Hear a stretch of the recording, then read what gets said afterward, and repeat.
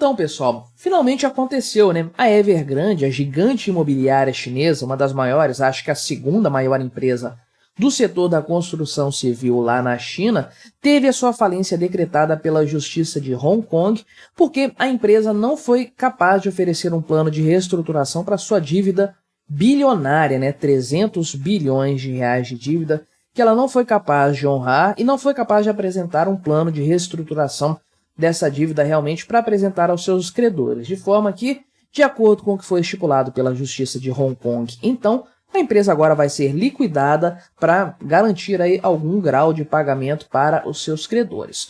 Como isso aqui vai acontecer, se o Partido Comunista lá da China vai deixar, a gente não sabe. O que nós sabemos é que isso aqui é um péssimo prognóstico para o setor imobiliário chinês, que realmente não estava bem das pernas antes, agora vai ficar ainda muito pior, né? Então vamos conversar sobre esse tema, sobre esse assunto aqui, analisar o cenário econômico da China como um todo, até porque ele é muito importante para o mundo, né, de forma geral, e para o Brasil também. Mas antes disso, não se esqueça, deixe o seu like e o seu comentário aqui neste vídeo. Se inscreva no meu canal se você ainda não for inscrito. Considere se tornar membro patrocinador aqui do meu trabalho com valores a partir de R$ 1,99 por mês. Isso me ajuda bastante, dessa forma pode ter certeza disso, né? Então, o que acontece? Eu já fiz vários vídeos aqui no canal sobre o mercado imobiliário chinês, os problemas recentes que vêm sendo enfrentados pelas empresas lá, né? É bom dar um contexto sempre para tratar desse tema, né? Eu falei mais da empresa Country Garden, que é a maior incorporadora da China e que está com grandes problemas de endividamento também. Isso já está contaminando outros setores da economia chinesa, né? Isso tudo, no fim das contas, tem a sua raiz, a sua origem na intervenção do comunismo, né, do Partido Comunista, do senhor Xi Jinping, na economia chinesa, usando o mercado aí imobiliário, esse setor da economia, como motor da economia como um todo, o crescimento do PIB e tudo mais, né?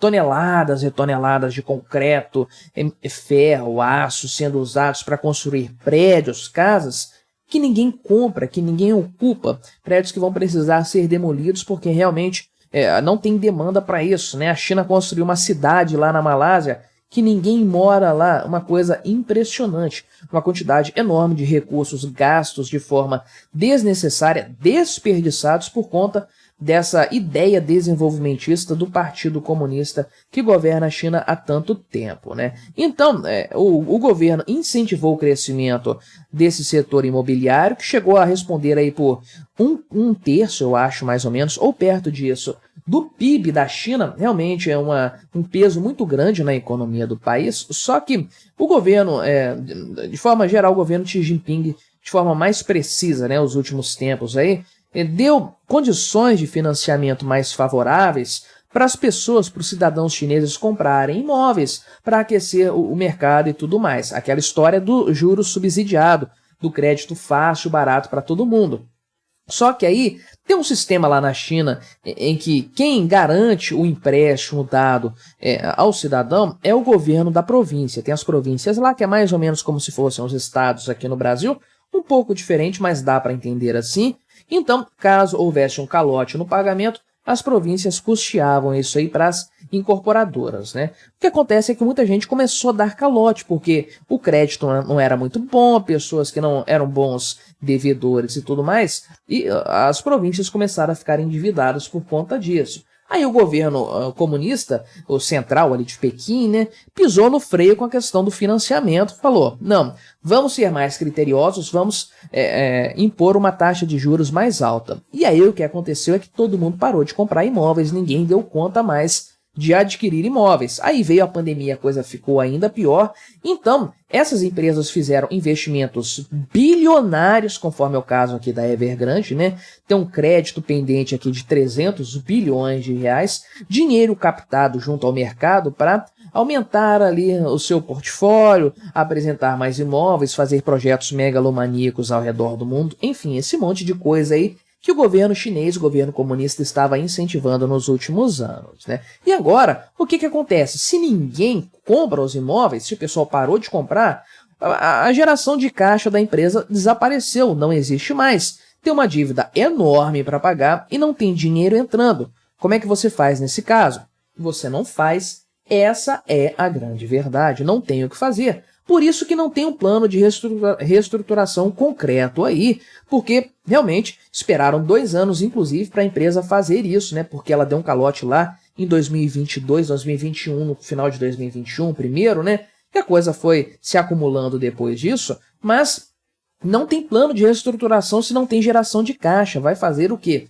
Não tem o que se fazer, né? Então, hoje, dia 29, né, segunda-feira, a senhora Linda Chan, que é uma juíza lá de Hong Kong, decretou a falência da Evergrande finalmente, aí, porque realmente a empresa não tem mais o que fazer nesse caso. Ela disse o seguinte: é hora de o tribunal dizer basta, porque está enrolando, a empresa já estava enrolando aí os seus credores há mais de 2 anos aí, passou por várias audiências judiciais e não conseguiu apresentar um plano concreto de reestruturação da sua dívida, uma dívida que não tem como ser paga realmente, né? Então, no caso aqui, esse plano que estava sendo reestruturado é de 23 bilhões de reais, né, uma parcela dessa dívida que é muita coisa, com certeza, não é um valor desprezível, longe disso, mas não era a totalidade da dívida, é claro, né? E um grupo de credores aqui, conhecido como grupo ad hoc, né, de detentores de títulos há quase 2 anos. Então, isso aqui realmente não saiu do lugar e a juíza acabou decidindo em favor dos credores. Então, a empresa pode recorrer ainda dessa decisão de liquidação, mas o processo vai continuar ainda que ela recorra, né? A coisa já vai andando aí e vai seguir. Então, o mercado, de forma geral, avalia que a decisão da Justiça de Hong Kong vai ter pouco impacto sobre as operações da empresa, né? Inclusive o projetos de construção que ainda estão rolando, construções aí no curto prazo, porque isso aí pode levar meses ou até anos para ser concretizado, o processo de liquidação, né? Os credores vão nomear um liquidante para tomar conta desse processo, avaliar o patrimônio da empresa, organizar as questões da liquidação e tudo mais, né?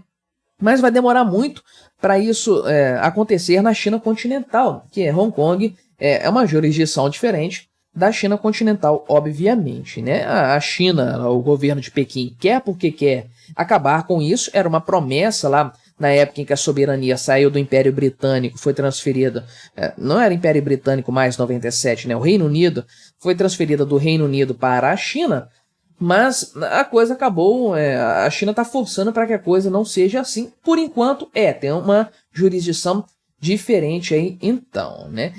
Agora, o que vai acontecer, então? Quais são os próximos passos? Qual é o cenário, né? Como vai ficar esse cenário imobiliário chinês aí, né? Então, esse processo aqui, imagina-se que vai ser demorado, vai ser muito complicado aqui e vai ter considerações políticas, né? Esse aqui é o principal ponto, né? Então, os investidores já estão pensando aí, tentando descobrir, tentando conjecturar se os tribunais chineses vão reconhecer essa decisão de Hong Kong, né? Porque soberanias diferentes aí, né? Então, os investidores internacionais, no primeiro momento aí, vão se concentrar em como essas autoridades da China continental vão tratar os credores estrangeiros, credores internacionais, no caso do colapso de uma empresa, que aqui não há o que fazer, é algo inevitável aí então, né? Já foi nomeado aqui o liquidante, que é a empresa Álvares e Marçal, né? A própria juíza Linda Chan nomeou essa empresa aqui como a liquidante, dizendo que isso é do interesse de todos os credores e tudo mais. É uma liquidante que vai poder fazer um plano de reestruturação para a Evergrande aí e tudo mais. O presidente atualmente da empresa está sendo investigado por crimes aí, né? O Rui Caian, suspeita de crimes e tudo mais. É difícil saber se o cara é culpado de alguma coisa ou não, porque quando dá ruim para uma empresa ali na China, uma empresa de grande porte assim, o cara costuma ser acusado, sabe-se lá de qual motivo, o cara desaparece, o cara pula de um prédio, uma coisa impressionante o que acontece aí, né? Então, o grande ponto, né, não é se os credores vão receber ou não, se vai demorar ou não, isso é incerto. O governo ali de Pequim pode intervir de várias formas ainda, né? Mas o grande ponto, o que já é líquido e certo, isso sim não deixa margem para dúvidas, é que o mercado imobiliário chinês está na sua pior fase, no seu pior momento, né? E não só o mercado imobiliário, né? Eu já tratei recentemente aqui, neste canal, do problema de uma empresa, ali, de um fundo de investimentos direcionado ao setor imobiliário na China, que também já deu calote em suas dívidas, porque ele já está contaminado pela questão imobiliária chinesa, né? Então, existe esse mercado que foi muito pujante durante muito tempo, o mercado da captação de recursos para investimento no setor imobiliário, aquela farra, né, do investimento barato, daquela coisa lá do governo subsidiar a história, dar as garantias, né, o governo das províncias dando garantia. Não vai ter calote, então, um investimento seguro, vamos botar dinheiro nisso aí.